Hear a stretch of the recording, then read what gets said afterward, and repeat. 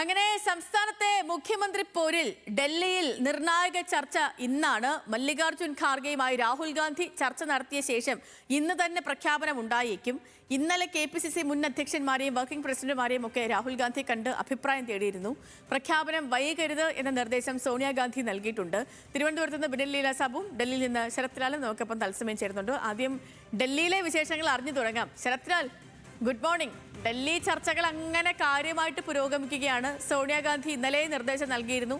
രാഹുൽ ഗാന്ധി മുൻ അധ്യക്ഷന്മാർക്കൊക്കെ പറയാനുള്ള കാര്യങ്ങളൊക്കെ കേട്ടു. അപ്പോൾ ഇന്നിനിപ്പം ഖാർഗെയുമായുള്ള ചർച്ച എപ്പോഴാണ്? ഇന്ന് നമുക്കൊരു തീരുമാനം പ്രതീക്ഷിക്കാൻ കഴിയുമെന്നാണ് ഇന്നലെ K മുരളീധരൻ അടക്കമുള്ള നേതാക്കൾ പറഞ്ഞത്. അങ്ങനെ തന്നെയാണോ കാര്യങ്ങൾ, ശരത്ത്? Good morning സതിലക്ഷ്മി. കാര്യങ്ങൾ കുറച്ച് വേഗത്തിലായിട്ടുണ്ട് എന്ന് പറയാതിരിക്കാൻ വയ്യ. ഏതായാലും തുടർ ചർച്ചകളില്ല എന്നതാണ്. ഇനിയിപ്പോൾ രാഹുൽ ഗാന്ധി, പ്രിയങ്ക ഗാന്ധി, സോണിയാഗാന്ധി ഇവരൊരു തീരുമാനത്തിലെത്തുകയും ആ തീരുമാനം ഖാർഗെയിൽ അറിയിക്കുകയും ഖാർഗെയുമായി കൂടിക്കാഴ്ച നടത്തി അദ്ദേഹത്തിൻ്റെ അഭിപ്രായം കൂടി അറിഞ്ഞ ശേഷം രാഹുൽ ഗാന്ധി ഒരു തീരുമാനം പറയും. അത് ഖാർഗെ കക്ഷി നേതാവായി ഇന്ന ആളെ തിരഞ്ഞെടുക്കണമെന്ന് MLA-മാർക്ക് നിർദ്ദേശം നൽകും എന്നതാണ് അതിൻ്റെ ചട്ടവട്ടങ്ങൾ. ഏതായാലും കോൺഗ്രസിൽ എന്ത് കാര്യങ്ങൾ എപ്പോൾ നടക്കുമെന്ന് പറയാൻ കഴിയില്ല. കാരണം ഇപ്പോൾ 9ാമത്തെ ദിവസമാണ് തെരഞ്ഞെടുപ്പ് കഴിഞ്ഞിട്ട്. ഒരു ഭരണസ്തംഭനം എവിടെയും ഫെയിൽ ചെയ്യുന്നു. കേരള ഹൗസിൽ പോലും നാഥനില കളരിയാണ്. ആ രീതിയിലേക്ക് കാര്യങ്ങൾ പോകുമ്പോൾ ഇവിടെ സെക്രട്ടറിയിലെ കാര്യം തിരുവനന്തപുരത്തുള്ള നമ്മളെ ബിന്നിൽ ഒക്കെ പറയുമായിരിക്കും. പക്ഷേ പ്രധാന പ്രശ്നം എന്ന് വെച്ചാൽ ഈ കാര്യത്തിൽ കോൺഗ്രസ് ഹൈക്കമാൻഡ് വളരെ വലിയ ഉദാസീനമായി തന്നെ കാര്യം കൈകാര്യം ചെയ്യുന്നു പറയാതിരിക്കാൻ കഴിയില്ല. കാരണം ഒരു ദിവസം, അതായത് എത്ര ചർച്ചകളാണ് നടത്തിയത്, എന്നിട്ടും ഒരു തീരുമാനത്തിലെത്താൻ കഴിഞ്ഞില്ല എന്നുള്ളതാണ് ഇതിൽ വളരെ പ്രധാന പ്രശ്നം. ഇന്നത്തെ ലീഗിൻ്റെ തീരുമാനവും കൂടി കാക്കും. ആ ലീഗിൻ്റെ ഉന്നതതല യോഗമുണ്ട്. അതുകൊണ്ട് തന്നെ അതിനുശേഷമായിരിക്കും ഒരു പ്രഖ്യാപനം, അല്ലെ അതിന് മുമ്പേ ഒരു തീരുമാനമെടുത്ത് അവരെ അറിയിക്കുമോ എന്ന കാര്യമുണ്ട്. എന്നാൽ രാഹുൽ ഗാന്ധി ചർച്ച 11 മണിക്ക് ശേഷമാണ് രാഹുൽ ഗാന്ധി തൻ്റെ ഔദ്യോഗികപരമായ ചർച്ചകൾ നടക്കുക. അത് ഖാർഗെയുമായി കൂടിക്കാഴ്ച ഉണ്ടെങ്കിൽ തന്നെ അത് 11 മണിക്ക് ശേഷമായിരിക്കും. ആ 11 മണിക്ക് ശേഷം കൂടിക്കാഴ്ചയുണ്ടായാൽ വൈകുന്നേരത്തോടുകൂടി നമുക്ക് തീരുമാനം പ്രതീക്ഷിക്കാം എന്ന് പറയുന്നു. ഏതായാലും ഒരു കാര്യം ഉറപ്പാണ്, കേരളത്തിലെ ജനതയെ പോലെ തന്നെ ദേശീയ മാധ്യമങ്ങളും അതേപോലെ തന്നെ മറ്റു പ്രധാനമന്ത്രിയടക്കം ഇക്കാര്യങ്ങൾ ട്രോൾ ചെയ്തതാണ് കോൺഗ്രസിനെ. ഏതായാലും ഒരു കാര്യത്തിൽ സേതുലക്ഷ്മി, രാഹുൽ ഗാന്ധി ഇന്നൊരു തീരുമാനം പറയുമെന്ന രീതിയിലാണ് ഹൈക്കമാൻഡ് വൃത്തങ്ങളിൽ നമുക്ക് ഇന്നലെ രാത്രി ലഭിച്ച വിവരം. ഏതായാലും ഖാർഗെയുമായി കൂടിക്കാഴ്ച 11 മണിക്ക് ശേഷമാകാനാണ് സാധ്യത. അതല്ലെങ്കിൽ 4 മണിക്കേക്ക് മാറും. രാഹുൽ ഗാന്ധിയുടെ ഔദ്യോഗിക പരിപാടികൾ ഇന്ന് കാര്യമായ ഔദ്യോഗിക പരിപാടികളൊന്നുമില്ല. ഇത് കേരളത്തിൻ്റെ വിഷയം ചർച്ച ചെയ്ത് തീരുമാനിക്കുക എന്നുള്ളതാണ്. ഇന്നലെ 11:30 രാത്രി പകൽ 11:30 മുതൽ രാത്രി 9:30 വരെ കേരളത്തിൻ്റെ കാര്യങ്ങൾ രാഹുൽ ഗാന്ധി ചർച്ച ചെയ്തിരുന്നു. അത് നമ്മൾ കണ്ടതുമാണ്. ഏതായാലും ഇന്ന് ഖാർഗെയുമായാണ് നിർണായക ചർച്ച. അതാണ് എല്ലാവരും ഉറ്റുനോക്കുന്നത്. ശരി ശരത്ത്, അപ്പം തിരുവനന്തപുരം തൊട്ട് കാസർഗോഡ് വരെയുള്ള കാര്യങ്ങളൊക്കെ ഇപ്പം ഏറെക്കുറെ രാഹുൽ ഗാന്ധിക്ക് മനഃപ്പാടമായ മട്ടാണ്. കാരണം 2-3 ദിവസമായിട്ട് ഇങ്ങനെ ഇരുന്ന് കാര്യങ്ങൾ കേൾക്കുകയാണ്. പക്ഷേ പ്രഖ്യാപനം ഒന്നും വരുന്നില്ലെന്ന് മാത്രം. ഇന്നൊരു പ്രഖ്യാപനമൊക്കെ പ്രതീക്ഷിക്കുന്നുണ്ട്. നമ്മുടെ ബെനിൽ കൂടി നമുക്കിപ്പം ചേർന്നുണ്ട്. ബെനിൽ, ഗുഡ് മോർണിംഗ്. ഇപ്പം ശരത് ലാൽ പറഞ്ഞ പോലെയാണെങ്കിൽ ഇന്നിപ്പം ഒരു പക്ഷേ ഇന്ന് ഏറെക്കുറെ പ്രഖ്യാപനം വരാനാണ് സാധ്യത. ഈ പ്രഖ്യാപനം എന്ത് തന്നെ ആയാലും ഇപ്പം നമുക്കറിയില്ല. ഇപ്പം തലയെണ്ണമൊക്കെ വെച്ച് നോക്കിയാൽ കൂടുതൽ പേർ പിന്തുണച്ചിരിക്കുന്നത് KC വേണുഗോപാലിനെ. അതേപോലെ ഇന്നലെ ഇവിടുന്ന് പോയ അധ്യക്ഷന്മാരിൽ ഈ കൂടുതൽ പേരുടെയും പിന്തുണ KCക്കൊപ്പമാണ്. ഈ സാധാരണ നമ്പറൊക്കെ നോക്കി കാര്യങ്ങൾ തീരുമാനിക്കുന്ന ഹൈക്കമാൻഡ് ആണെങ്കിൽ ഈ നറുക്ക് KCയിലേക്ക് പോകാനുള്ള സാധ്യത ഒരു 90% വരെ നിലനിൽക്കുന്നുമുണ്ട്. അപ്പം അങ്ങനെ ആ രീതിയിൽ KCയിലേക്കാണ് വരുന്നതെങ്കിൽ, പ്രത്യേകിച്ച് ഇപ്പം രമേശ് ചെന്നിത്തല വിഭാഗക്കാർ, പക്ഷക്കാരൊന്നും ഇതുവരെ പ്രതിഷേധവും അല്ലെങ്കിൽ പരസ്യ പ്രതിഷേധങ്ങൾക്കൊന്നും മുതിർന്നിട്ടില്ല. അതുകൊണ്ട് VD സതീശൻ പക്ഷക്കാരെ എടുക്കാം. ഇവരുടെ ഭാഗത്ത് നിന്ന് എങ്ങനെയായിരിക്കും അടുത്ത നീക്കം വരിക? ഇതിനെ ഉൾക്കൊള്ളാൻ അവർ തയ്യാറായിട്ടുണ്ടോ? അതല്ല തിരിച്ചാണെങ്കിൽ അങ്ങനെയും. എന്താണ് കേരളത്തിലെ ഈ പക്ഷങ്ങളുടെയൊക്കെ ഒരു പൊതുസ്ഥിതി?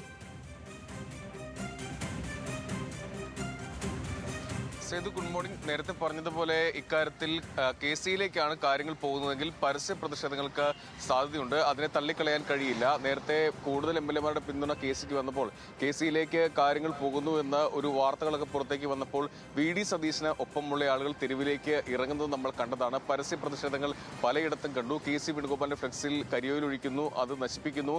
അതോടൊപ്പം തന്നെ ഉമ്മൻചാണ്ടിയുടെ പടമുള്ള KCയുടെ ഫ്ലെക്സ് കയറുന്നു. അത് പിന്നെ വിവാദമാകുന്നു. 500-ലധികം ആളുകൾ തലസ്ഥാനത്ത് ഒന്നിച്ചുകൂടി ഒരു പ്രതിഷേധ പ്രകടനം നടത്തുന്നു. VD-യെ മുഖ്യമന്ത്രിയാക്കണം എന്ന് ആവശ്യപ്പെടുന്നു. അത്തരം കാര്യങ്ങൾ വീണ്ടും ഉണ്ടാകാൻ തന്നെയാണ് സാധ്യത. പിന്നീട് നേതാക്കൾ എല്ലാവരും ഈ മുഖ്യമന്ത്രി സ്ഥാനത്തേക്ക് പരിഗണിക്കപ്പെടുന്ന അവകാശപ്പെടുന്ന ആളുകൾ അവർ തന്നെ നേരിട്ട് വന്ന് ഇങ്ങനെ ഈ പരസ്യ പ്രതിഷേധങ്ങൾ ഒഴിവാക്കണം, ഫ്ലെക്സി യുദ്ധം അവസാനിപ്പിക്കണം എന്ന് പറഞ്ഞതാണ്. അതിന് പിന്നാലെയാണ് അത് സ്വിച്ചിട്ട പോലെ നിൽക്കുകയും പിന്നീട് ഈ മുഖ്യമന്ത്രി ചർച്ച നീണ്ടുപോയപ്പോൾ പലയിടത്തും വീണ്ടും അത് ആരംഭിക്കുകയും ചെയ്തത്. ഫ്ലെക്സി യുദ്ധം മാത്രമാണ് വീണ്ടും ആരംഭിച്ചത്. പരസ്യ പ്രതിഷേധങ്ങൾ വീണ്ടും ഉണ്ടായില്ല. പക്ഷേ KC-യിലേക്കാണ് കാര്യങ്ങൾ പോകുന്നതെങ്കിൽ അത് ഉണ്ടാകും എന്നുള്ളത് ഉറപ്പാണ്.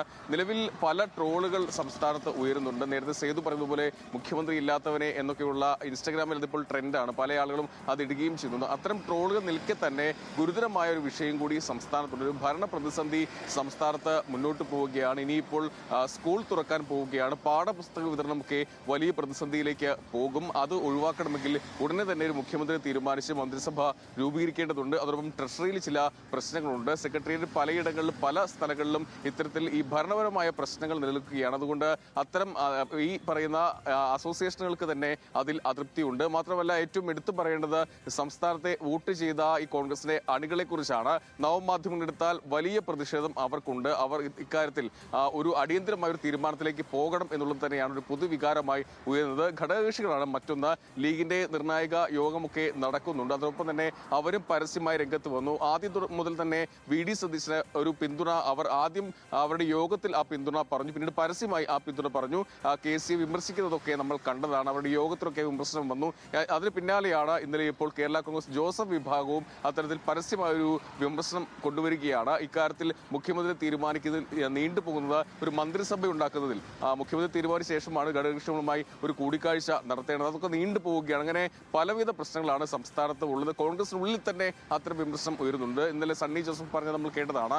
ഈ തീരുമാനം വൈകുന്നത് പ്രതിച്ഛായയ്ക്ക് ചെറിയ മങ്ങൽ ഏൽപ്പിച്ചിട്ടുണ്ട് എന്നാണ് അദ്ദേഹത്തിന്റെ ഒരു വിമർശനം ഉണ്ടായത്. K മുരളീധരനും സമാനമായ രീതിയിൽ പ്രതികരിച്ചു. MM ഹസനും ആ രീതിയിൽ പ്രതികരിച്ചു. എന്തായാലും ആ കോൺഗ്രസിനുള്ളിൽ തന്നെ അത്തരം ഒരു പ്രതിഷേധ സ്വരം അല്ലെങ്കിൽ ഒരു വിമർശന സ്വരം ഉയരുകയാണ്. അതുകൊണ്ട് ഈ പ്രഖ്യാപനം അധികം നീണ്ടു പോകരുത് എന്നുള്ളതാണ് ആവശ്യം. ശരത്ത് പറഞ്ഞതുപോലെ ഡൽഹിയിൽ ഇന്ന് നിർണായക കൂടിക്കാഴ്ചയാണ്. ഒരുപക്ഷെ ഇനി നേതാക്കളുമായി കൂടിക്കാഴ്ചയില്ല എന്നാണ് മനസ്സിലാക്കുന്നത്. സോണിയാഗാന്ധിയും പ്രിയങ്ക ഗാന്ധിയും രാഹുൽ ഗാന്ധിയും തമ്മിൽ കൂടിക്കാഴ്ച നടത്തും. അതിൽ ഒരു അന്തിമ തീരുമാനമുണ്ടായി ഖാർഗെ ഇന്ന് തന്നെ ഒരു തീരുമാനം വന്നേ മതിയാവുകയുള്ളൂ. കാരണം കൽപ്പറ്റയിലൊക്കെ പ്രിയങ്ക ഗാന്ധിക്കും രാഹുൽ ഗാന്ധിക്കും എതിരെ പോലും പോസ്റ്ററുകൾ വന്നു തുടങ്ങിയിട്ടുണ്ട്. പ്രധാന വാർത്തയിലേക്ക്.